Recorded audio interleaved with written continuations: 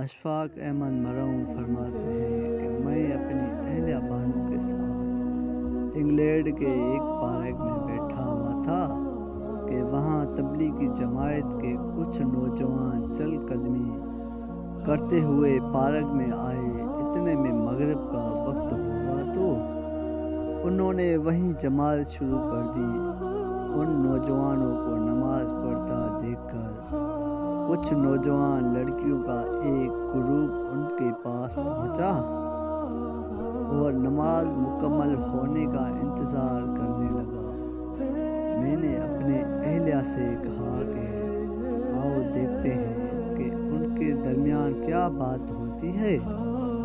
مرحوم فرماتے ہیں کہ ہم دونوں میاں بیوی وہاں چلے گئے اور نماز ختم ہونے کا انتظار کرنے لگے۔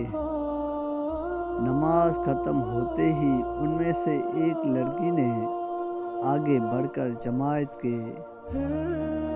کروانے والے نوجوان سے پوچھا کہ کیا تمہیں انگلش آتی ہے؟ تو نوجوان نے کہا کہ جی ہاں آتی ہے۔ تو لڑکی نے سوال کیا کہ تم نے ابھی یہ کیا عمل کیا ہے؟ تو نوجوان نے بتایا کہ ہم نے اپنے رب کی عبادت کی ہے۔ تو لڑکی نے پوچھا آج تو اتوار نہیں ہے تو آج کیوں کی؟ تو نوجوان نے اسے بتایا کہ یہ ہم روز دن میں 5 بار یہ عمل کرتے ہیں۔ تو لڑکی نے حیرت سے پوچھا کہ پھر باقی کام کیسے کرتے ہو تم؟ تو اس نوجوان نے اسے مکمل طریقے سے پوری بات سمجھائی۔ بات ختم ہونے کے بعد لڑکی نے مصافحہ کے لیے ہاتھ بڑھایا تو نوجوان نے کہا کہ معذرت کے ساتھ میں آپ کو چھو نہیں سکتا، یہ ہاتھ میری بیوی کی امانت ہے اور یہ صرف اسے ہی چھو سکتا ہے۔ یہ سن کر وہ لڑکی زمین پر لیٹ گئی اور پھوٹ کر رونے لگی اور روتے ہوئے بولی کہ اے کاش یورپ کا نوجوان بھی اسی طرح ہوتا تو آج ہم بھی کتنی خوش ہوتی۔